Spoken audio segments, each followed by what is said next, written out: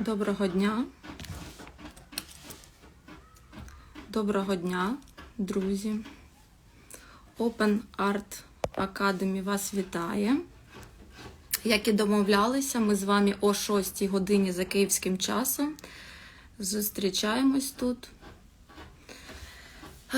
Отже, взагалі-то ми до кожного прямого ефіру дуже ретельно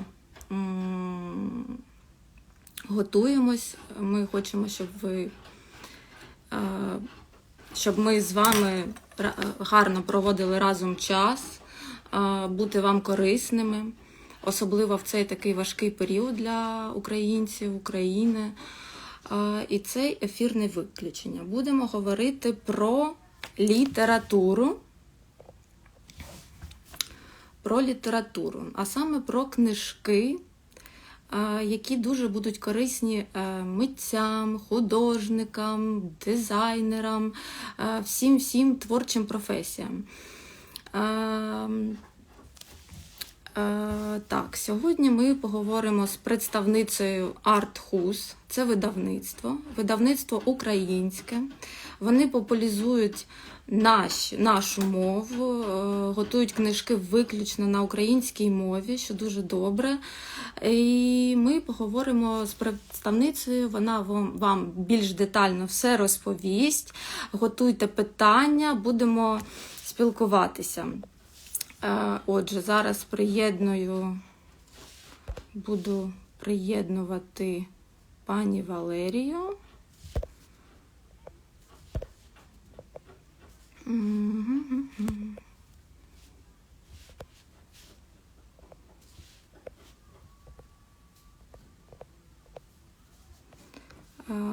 Один момент.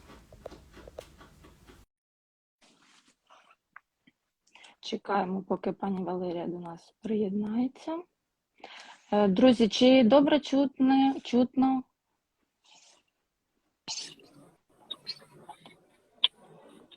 Пані Добрий Валерія, день. добрий день. Добрий день, мені чути? Добре? Добрий. Пані Валерія, чи добре все чутно, гарно все? Так, мені добре, а вам? Мені теж добре. Друзі, це пані Валерія. Вона представниця українського видання Art-Hus.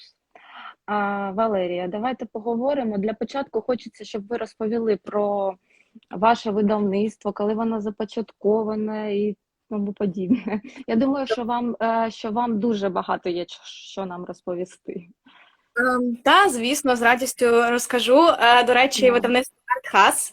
І ми недавно, але це така нічого страшного, це доволі поширена помилка, і ми постійно жартуємо у офісі з цього приводу. Тому таке. Нас недавно також назвали Art-Гусь, що теж було дуже весело. Ми навіть зробили окремий допис про це. Тому так, видавництво Art-Hus було засноване у 2016 році. І зараз, мені здається, це видавництво дуже сильно асоціюється з книгами для представників творчих професій, для тих, хто любить мистецтво, тому що, власне кажучи, з цього і почалася історія видавництва. Заснувалося це, скоріше, скажімо так, щаслива випадковість, можливо. Воно почалося з вдалого збігу обставин, ідей та цілей. Існувала фамільна друкарня Хас, і спеціалізацією цієї друкарні було видання брошурованої поліграфічної продукції, тобто різних каталогів, журналів і тому подібне. І директор друкарні, він роздумував над тим, щоб створити якийсь новий, амбітний, репутаційний проєкт для типографії. І, тобто, спочатку видавництво мало би показувати, на що здатна ця друкарня і які книжки вона здатна друкувати. Тож, наш директор Костянтин Кожем'яка, він зазвичай дуже сильно підтримує українських митців, допомагає з організацією виставок, має взагалі у офісі видавництва висять картини сучасних українських митців, тож це така була тема інтересів і зацікавлень нашого директора. Він зустрівся з письменником Олександром Мехедом, який мав своє бачення того, які книжки потрібні на українському книжковому ринку.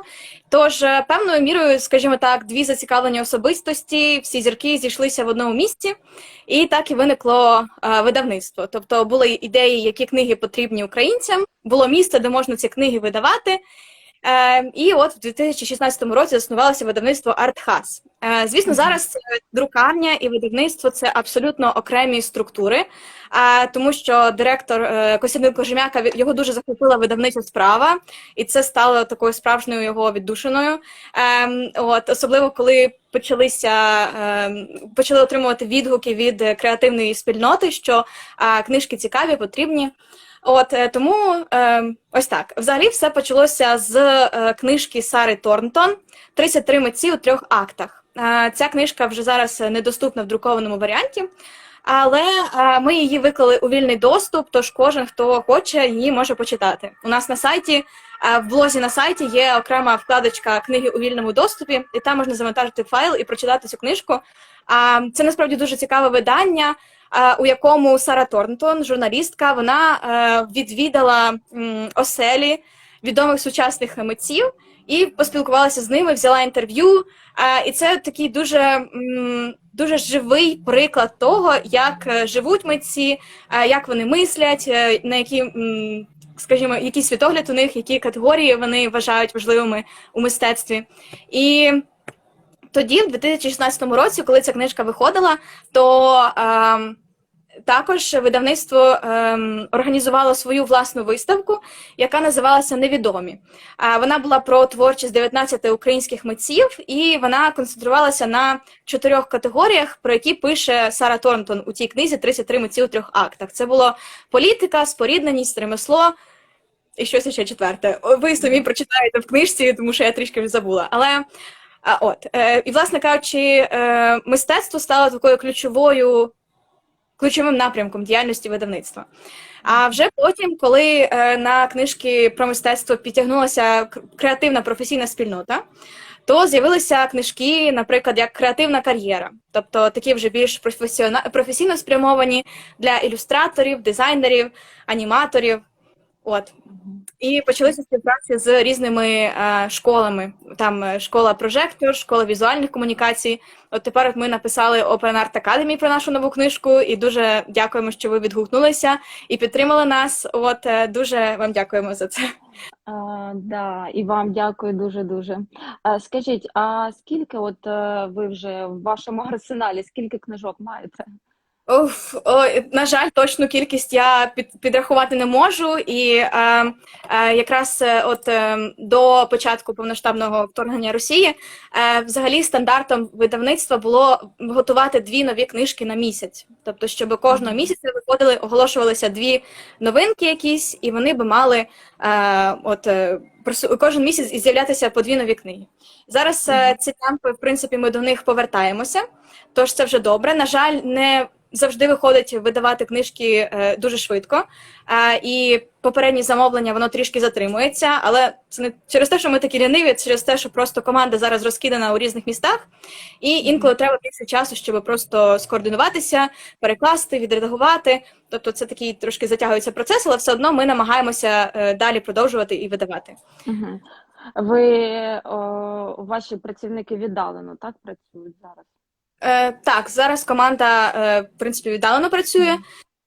І, до речі, я бачу, що до нас приєднався зараз до живого ефіру сторіночка Абрамович Арт. Недавно надрукували дуже класну книгу разом з ними про сучасних українських митців. Це такий взагалі масштабний проєкт, називається «30 років присутності».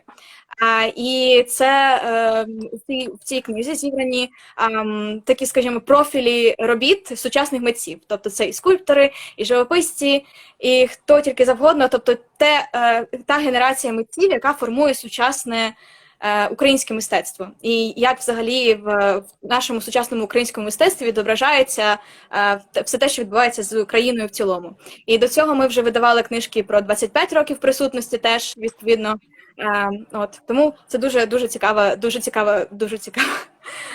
робота, яку ми робимо спільно. А взагалі-то як шукаєте авторів, як довго пишеться книга? Скільки часу потрібно, щоб від А до Я?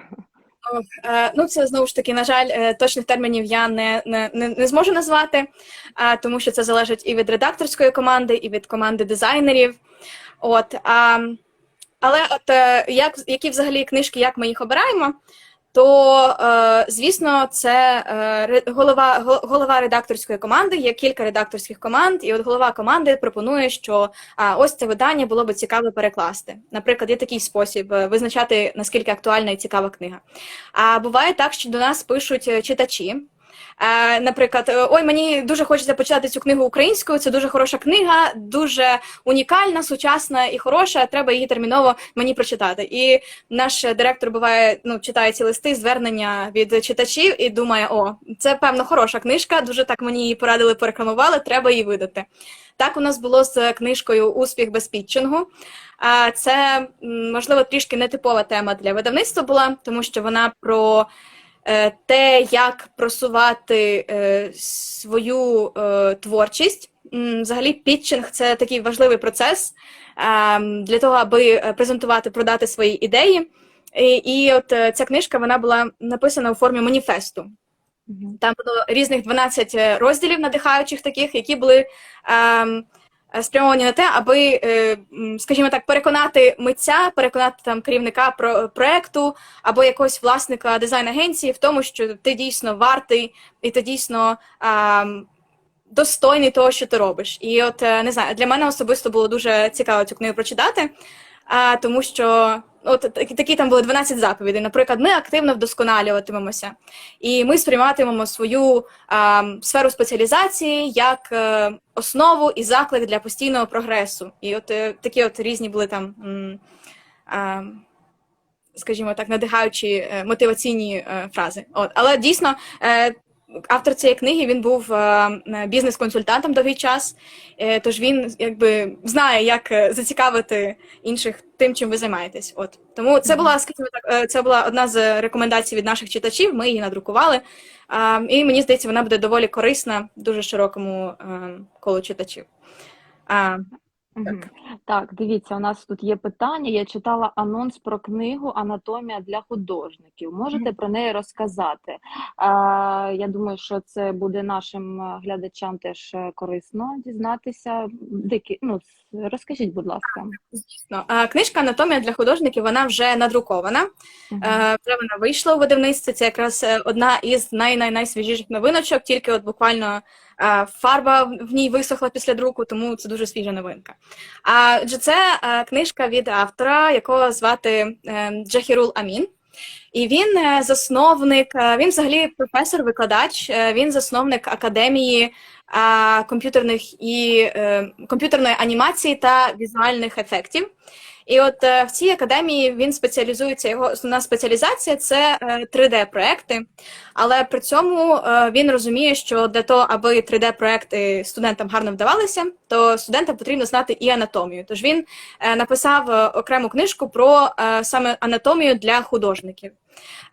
І він вважає, що, звісно, художникам не потрібно знати найдрібніші назви кісточок, найдрібніші якісь деталі і нюанси взагалі анатомії людського тіла, а потрібно знати основний базис, скажімо так, основні кістки, які формують рух, основні м'язи, які, знову ж таки, слугують для виразності рухів, поз, характерів персонажів. І от ця книжка, вона дуже хороша тим, що вона, скажімо так, розкриває людське тіло по шарам. Тобто є от кістки, далі йдуть суглоби, далі йдуть якісь дрібні зморшки, стан шкіри, веснянки. І тобто якось ілюстрації в книзі йдуть таким чином, що є ілюстрація, на ній є поза, а, наприклад, частинка цієї пози, вона розкладена на скелет, тобто як взагалі ця поза виглядає зсередини. І мені здається, це дуже наочно, щоб побачити, яким чином ви можете побачити наскрізь і як саме анатомія формує пози. І взагалі ця книга містить таку хорошу теоретичну частину і практичну. Проте цю книжку, мені здається, трошки не варто дарувати неповнолітнім, можливо, тому що там є інколи дуже відверті фотографії, тому що там зображення світлин оголених, людської статури, включно з геніталіями, тож якщо ви планували би цю книжку комусь неповнолітньому подарувати, можливо, подумайте, чи треба. Але це насправді дуже добре, тому що фотографії, тобто це якимось чином знімає, скажімо так, табуйованість із теми тілесності. Тобто тіло воно розглядається не як щось таке табуйоване, про що не можна говорити, там якось треба сховатися, а воно просто постає як нейтральний об'єкт вивчення. Адже серйозним митцям, в принципі, потрібна серйозна книга без цензури. Тобто, от. І взагалі, от те, що вибачте, що я трошки вас перебила, бо ви, може, щось хотіли сказати ще. Кажіть. Джафірул Амін, оскільки він професор, він викладач в своїй академії, яку він заснував, то він знає, які типові помилки трапляються у тих, хто малює статуру.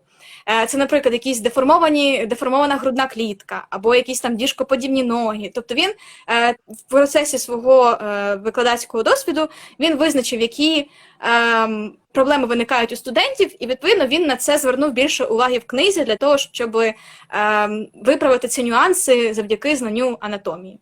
От. Добре, дякую. А от ви сказали, що неповнолітнім не бажано цю книжку. А чи маєте якісь, можливо, для підлітків, для дітей такі якісь от видання дійсно цікаві? Як для дітей, ну, видавництво на дітях не спеціалізується, тому що ну, це таке видання для більш професійної дорослої аудиторії, або для тих, хто дуже зацікавлений в мистецтві і хто би хотів розвиватися в цій сфері більш професійно.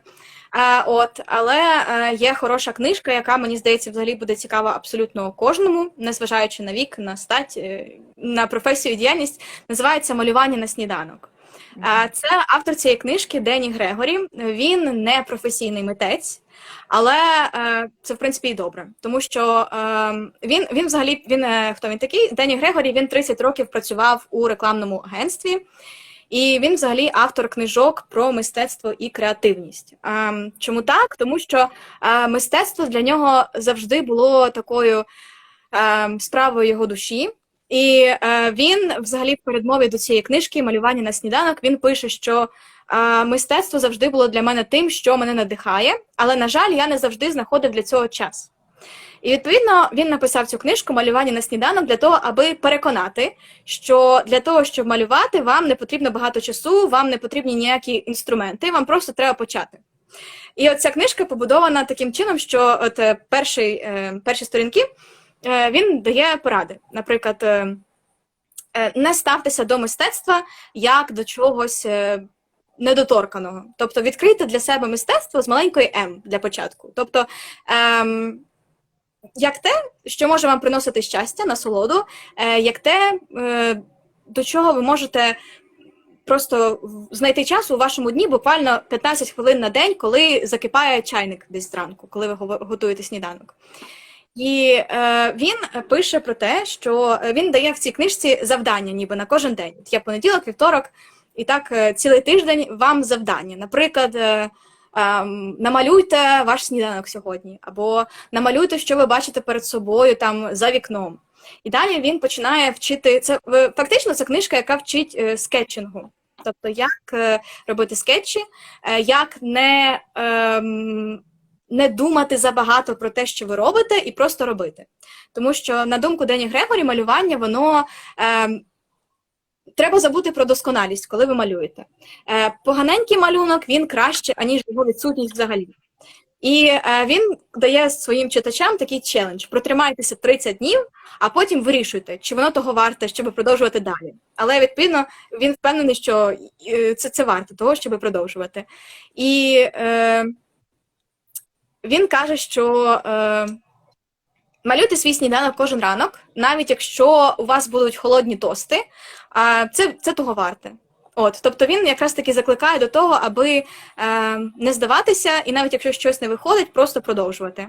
Ось тут, до речі, я бачу, що хтось написав коментар, що практика – то велике діло, малювання кожного дня. Ну, власне, так, ця книжка – так.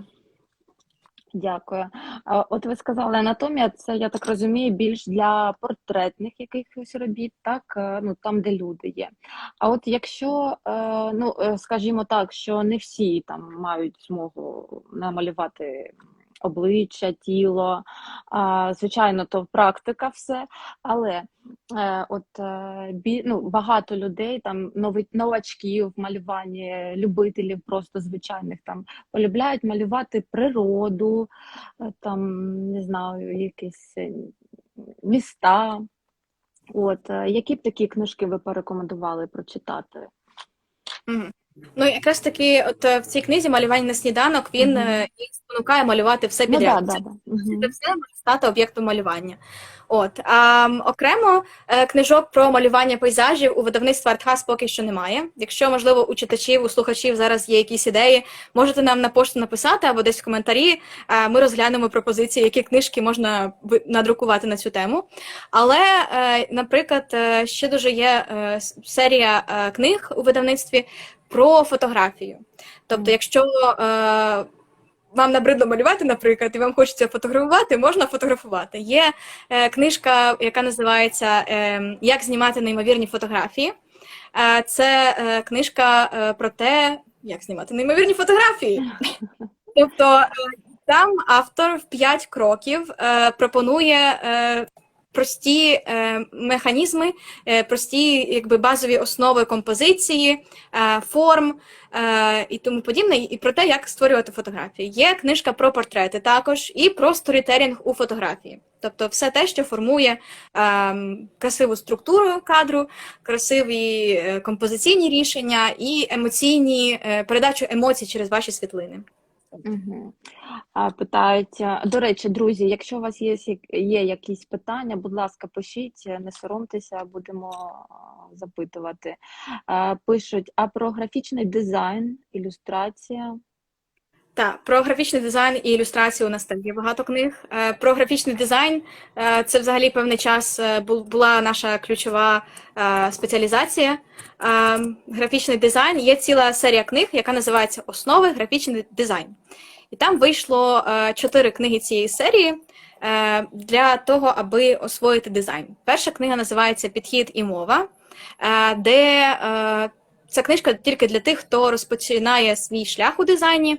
Вона розповідає про контекст, виникнення шкіл дизайну, про те, які є підходи у дослідженні тем, як над ними працювати. Тобто це така от книжка, яка дає усвідомлення мови дизайну. От. Далі після цього була друга книжка – це «Дизайнерське дослідження». В ньому вже автори зосередилися на процесі пошуку успішних креативних рішень. Тобто, як розуміти свою аудиторію та її потреби, наскільки контекст впливає на те, як глядачі будуть сприймати дизайн. Далі була книжка про генерування ідей, про те, як для кожного ж дизайнера практика генерування креативних ідей – це основа основ. Тобто це саме те, що хоче бачити замовник, те, що хоче бачити глядач, це якусь креативну цікаву ідею. І ця книжка вчить генерувати ці ідеї за допомогою асоціацій, за допомогою роботи з клієнтом, аналізу конкурентів і тому подібне. І нові основи – це книжка, яка теж дуже цікава тим, що в ній авторки, вони викладачки дизайну, і вони взяли, знову ж таки, проблеми, з якими стикаються їхні студенти, такі як баланс, масштабування, патерни різні, і вони проаналізували, в яких випадках ці роботи працюють добре, в яких не дуже, як покращити свій дизайн. Взагалі, ця книжка «Графічний дизайн. Нові основи», мені здається, вона буде корисна всім, не тільки дизайнерам, але і ілюстраторам теж, адже вона саме зосереджена на основах. Тобто, які основи варто засвоїти, аби їх можна було застосовувати в будь-яких випадках, в різних дизайнах. І окремо для ілюстраторів, до речі, тут теж хороша новина, дуже хороша книжка, викладена, знову ж таки, у вільний доступ, називається «Як стати успішним ілюстратором». «Як стати успішним ілюстратором». Це книжка, знову ж таки, вона від авторів практики, які працюють ілюстраторами. І вона описує взагалі абсолютно всі кроки, які потрібні тому, хто хоче стати митцем. Це, тобто, зараз сучасному ілюстратору недостатньо просто вміти гарно малювати. Треба бути ще трішки і підприємцем, і саморекламою займатися, і думати про безпеку своєї роботи, про юридичний аспект, про авторські права, про те, як ілюстрація – це як бізнес. грубо Ну кажучи. так, це не тільки творчість, але й такі моменти теж важливі. Мгм. Дивіться, питають іще цікавить книги щодо того, як знімати фото власних робіт. Чи є що у вас таке Як знімати порекомендую? фото власних робіт? Ну, Ну, власне, мгм. Я так так. розумію, можливо, це там свої картини знімати, можливо, хтось працює поваром, свої блюда знімати. Так, я зрозуміла. Можливо. Ну, в принципі, якщо можна прочитати книжку «Сторітелінг у фотографії». Це, наприклад, якщо ви хочете створювати якусь історію за вашим продуктом, вашим зображенням, вашою роботою, то можна прочитати «Сторітелінг у фотографії». Вона зосереджується на тому, саме як донести якісь ідеї, ем, як переконати глядача, що саме той продукт, який ви створили, він чимось унікальний. Там, зокрема, є не лише оцей теоретичний аспект, але й практичний. Фін Білс, автор цієї книги «Сторітелінг у фотографії», він взагалі працював з дуже відомими корпораціями, наприклад, Apple або Land Rover. Для них він робив зйомки. І він описує в цій книзі не тільки теорію, але й практику. Тобто, як редагувати свої фотографії, як презентувати їх потім, які обладнання вам знадобиться, якщо що. Тобто це така, мені здається, найбільш універсальна книжка, яка дає теоретичні знання, і вона містить ще й вправи. Тобто після того, як автор описує якусь частину теоретично, він обов'язково дає практику. От, наприклад, спробуйте зняти щось, там, відкадрувати якось специфічно, або спробуйте представити героїв ваших фотографій і світлин. От. Тому Дивіться, ще є питання, чи є у вас фізичний магазин? фізичного магазину у нас немає, на жаль. Є офіс видавництва у Києві на вулиці Шахтарська, 5. Туди можна приїхати в робочий день. І погортати там наші книжки, подивитися на них фізично. Також книжки видавництва «Артхаз» є у деяких фізичних магазинах наших партнерів. Наприклад, «Книжковий лев» нещодавно відкрився в Києві на Подолі, то там є наші книжки, ми надсилали недавно їх. От. В книгарні бувають також наші книжки. Тобто, але, на жаль, ми надсилаємо кожен раз книжки в різних кількостях, залежно від запитів книгарень, тому ми точно не можемо гарантувати наявність якоїсь книжки, яка вас зацікавила. Тому це або на сайті погортати. На сайті, до речі, ми завжди до книжок викладаємо уривки з книг, тобто можна почитати, подивитися, про що ця книга, як пише автор, як вона виглядає. От, до всіх абсолютно книг є уривки, які можна почитати, подивитися, погортати, щоб мати більше усвідомлення про що книги. Дивіться, на жаль, зараз такий час, що, на превеликий жаль, що українців розкидало по всьому світу. Чи є така можливість, щоб відправити там кудись за кордон, там до Європи, можливо?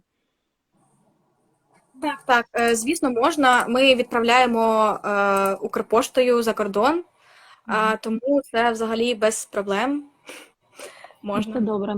Так, і ще є питання. Чи є щодо напрямків декоративного розпису, практичний та теоретичний аспекти? Так, дякую за питання. Знову ж таки, на жаль, ні. Декоративний розпис, про це у нас книжок немає, тому що видавництво зосереджується більше на сучасних професіях, анімація, дизайн. До речі, дизайн інтер'єрів теж, у нас є книжки про це. От. Але, так, знову ж таки, якщо у вас є пропозиції, що би можна було би видати, можете нам писати, ми, можливо, почитаємо, подумаємо і видамо.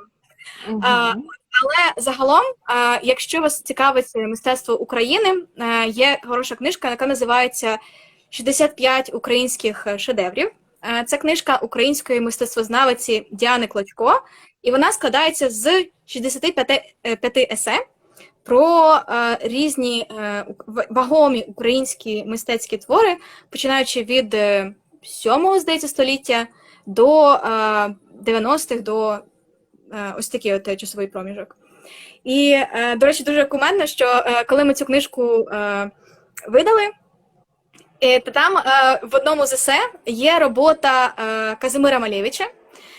І авторка пише, що от український художник Казимир Малевич. І до нас ця книжка була надрукована кілька років тому, може 2 роки тому, можливо. Чи зараз, секундочку, я переконаю, коли вона була надрукована, але 2019 рік. І до нас, нам в Директ написали, що ой, а чого це ви пишете, що Малевич український художник? Він же не український художник, що це таке? От, була і така якась дивна претензія трохи була, і ми такі, ну от наша дослідниця характеризує його як українського митця, бо він єдиний в той час, наприклад, робив картини про Голодомор, висвітлював цю тему в мистецтві. Він казав, що він характеризував сам себе як українець. І тоді, оце в 2019 році, це здавалося чимось таким диким, можливо, що Малевича можна назвати українським митцем, але наша дослідниця назвала. От, і, до речі, дуже добре, що мені здається, що зараз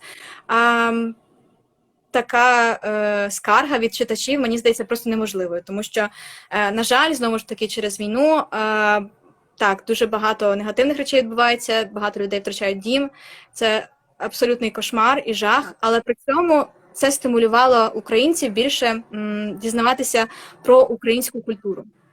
І от мені здається, ця книжка «65 українських шедеврів», вона саме такий от крок до віднайдення свого. Тобто без якоїсь меншовартості Діана Клочко, вона пише про те, що українські митці, вони насправді завжди були включені в світовий контекст.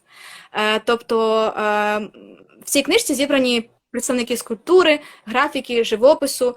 І от дуже добре, що авторка, вона пише про те, що наші митці, вони включені завжди в європейський контекст. З давніх давен вони їздили за кордон, вони представляли свої роботи на міжнародних виставках, і це дуже цікаво почитати. От. Добре. Так, зараз подивимося, може ще тут є які питання. Друзі, не соромтеся, запитуйте. Тут пишуть, що обов'язково напишемо, тож чекайте нових листів на пошту з пропозиціями. Так. Валерія, можливо, ви б хотіли ще від себе щось розказати, про що вас не запитали, і ми не запитали, і наші глядачі не запитали. Можливо, є якісь ще цікаві книги, які дійсно ви б порекомендували нашим глядачам?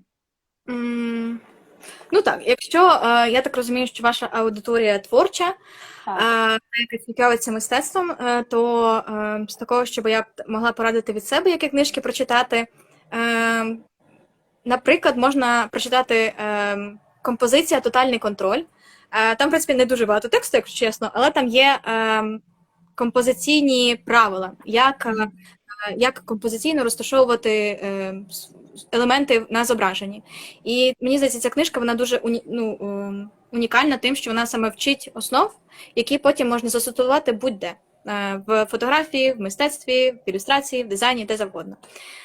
Також для натхнення раджу почитати «100 ідей, що змінили мистецтво».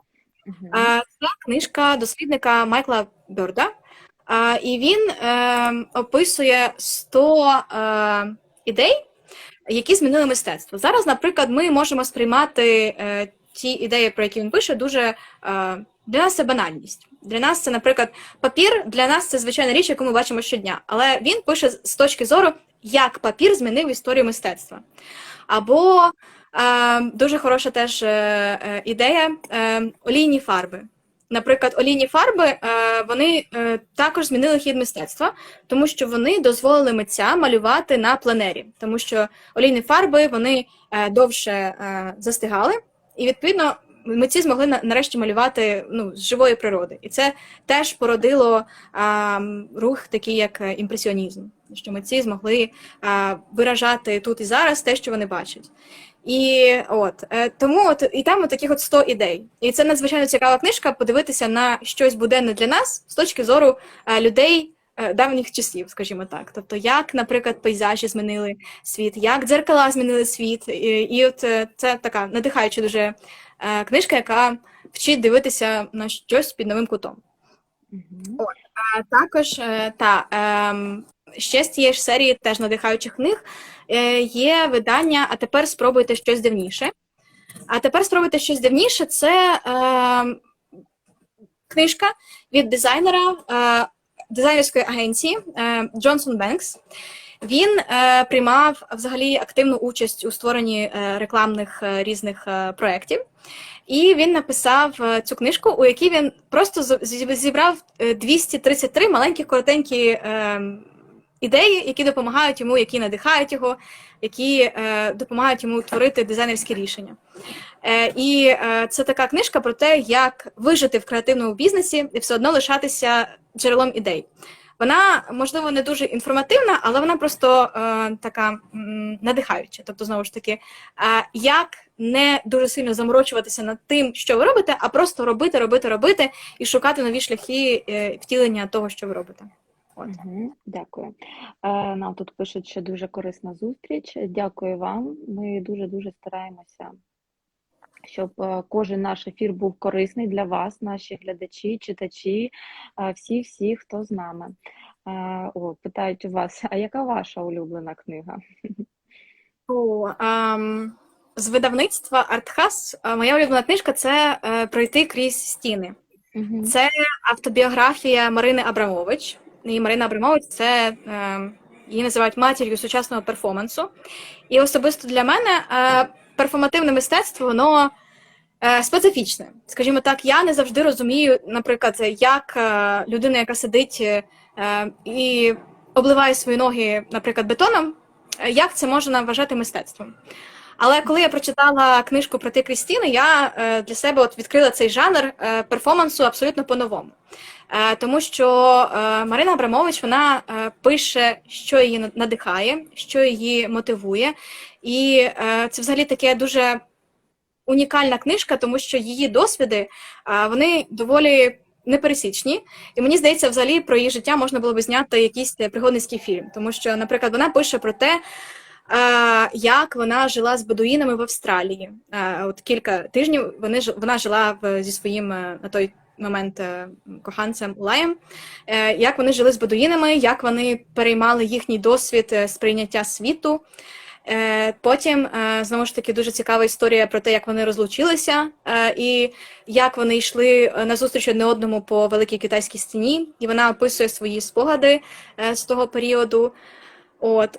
І мені здається, ця книжка, мені здається, трошки не для всіх, тому що Марина Абрамович, вона в тому числі любить таке щось містичне, каміння, силу каміння, і таке тому подібне. Тому це не для всіх, але це дуже цікаво поглянути на мистецтво з точки зору митця, як митець сприймає взагалі те, що відбувається у світі. І це така, для мене ця книжка була таким дуже справжнім відкриттям мистецтва перформансу. Як воно створюється, які ідеї туди вкладаються. І мені здається, взагалі такі книги, вони дуже допомагають бути більш відкритим до сучасного мистецтва, тому що воно не завжди зрозуміле, на жаль. І такі книжки, вони в тому числі вчать його розуміти краще. Добре. Нам ще... Перепрошую. Можете... Ні, кажіть, може, ви щось хотіли. Якщо про українське мистецтво в сучасному контексті говорити, то це книжка «Перманентна революція». «Перманентна революція», вона якраз таки про мистецтво України 20-го, початку 21-го століття. І ось там теж авторка, кураторка і арт-критикиня Аліса Лошкіна, вона спробувала подивитися, як митці українські сучасні реагували на зміни в суспільстві. Наприклад, як в період відлиги відрізняється від періоду незалежності, і як митці просто сприймали це мистецтво. До речі, якщо у вас є друзі, які спілкуються англійською, якісь іноземці, ця книжка «Перманентна революція», вона є англійською мовою у вільному доступі. Можете їм скидати, щоб вони читали і дізнавалися про українське мистецтво. Добре, це дуже добре. Будемо казати таким друзям. Так, дивіться, ще пишуть, що було б добре, якщо б ми збиралися і обговорювали новинки. До речі, давайте поговоримо, можливо, є якісь такі новинки, які будуть просто вау. Чого очікувати від вас? Так, чого очікувати? Дуже є зараз. Взагалі на попередньому замовленні є 4 книжки про фотографію, про мистецтво, про UX, User Experience, але я думаю, це не дуже актуально митцям. Але для митців, для тих, хто цікавиться мистецтвом, дуже є якраз 2 книжки важливі, які скоро видамо. Це «Мистецтво кольору». Автор цієї книги Йоганнес Іттен. Він взагалі відомий митець експресіонізму і професор і викладач у школі Баугаус. А Баугаус – це школа дизайну, яка була дуже популярна в 20-х роках. І для Іттена завжди було головним розкрити творчий потенціал студентів. Тобто школа Баугаус, вони розуміли, що традиційне навчання, яке було до цього, воно непродуктивне. Тому що художники, вони просто сидять цілими днями, копіюють роботи старих майстрів. А школа Баугаус, вона вчила навпаки не копіювати, а діставати мистецтво із себе. Тобто якось вони експериментували з різними форматами. Обов'язково студенти цієї школи вони мали і малювати, і ліпити, і робити якісь дрібні поробки, тобто якось виражати себе творчо. І оця книжка «Мистецтво кольору», Йоганнес Іттен, між іншим, він, власне, автор кольорового кола, яким дизайнери користуються і понині. Тому ця книжка – це взагалі те видання, та праця, без якої не обходиться абсолютно жодна книжка сучасна про колір. Тому що Іттен, він розглянув колір абсолютно з усіх можливих боків, як взагалі колір утворюється у фізиці, які є суб'єктивні відтінки кольору. Взагалі він розглянув науку кольору, якісь там конструктивні конструкції кольорів, і взагалі описав типи контрастів, тобто як увиразнити ваші зображення за допомогою кольорів. Тому це така дуже класична книжка, але вона все ще актуальна, тому що, я ж кажу, Іттен просто, мені здається, він випередив свій час навіть трішки, і дуже створив корисну працю. Ще книжка, яка буде корисна для художників, це в тому форматі, як я радила раніше про Марину Абрамович, це мемуар китайського митця Ай Вейвея. Він теж відомий своїми перформансами. Наприклад, його книжка мемуарів називається «1000 років радості і смутку». І у цій книжці він, до речі, відомий тим, взагалі, що він розбив древню вазу, якій 2000 років, династії Хань. І цим він викликав дуже великий шок в суспільства. Як це так? Він розбив вазу, це скандально і це ненормально. Але таким чином він хотів показати, як китайська влада нищила мистецтво. І таким чином він дуже брутально, так, це дуже брутальний перформанс, але він продемонстрував, як тоталітарні режими можуть знищувати красу, мистецтво і власну ж історію, стирати її просто. І от в цій книжці він взагалі її вирішив написати після того, як він був ув'язнений, тому що він почав займатися активізмом і критикувати китайську владу, і це не сподобалося китайській владі, і тому він був під арештом. І коли він був арештований, то він дуже роздумував про те, що, можливо, хтось розповість його історію замість нього. І його син, у нього на той час був маленький син, він має шанс взагалі ніколи не дізнатися, який був його батько. Тобто, і для того, аби повернути собі право розказати свою власну історію, він написав ці мемуари. То це теж дуже цікаво, знову ж таки, почитати про те, як... для нас, скажімо так, можливо, це теж буде актуально, тому що китайська влада, вона така трошки тоталітарна, як ми знаємо, і у нас сусід один є теж такий трошки тоталітарний. І тому так цікаво подивитися, які паралелі є. Так. І цікаво, що як головне не здаватися і опиратися цьому режиму, і пропонувати якісь свої свіжі погляди, свіжі емоції, враження. Дякую, Валерія. Я нагадую, що з нами була представниця, правильно? Так, піар-менеджерка, трішки дизайнерка видавництва Артхас. От тому Так, українського видавництва Артхас. Дуже було приємно познайомитись з вами. Можливо, у вас є, друзі, шанс останнє питання задати, то будемо вже, напевно, прощатися. так.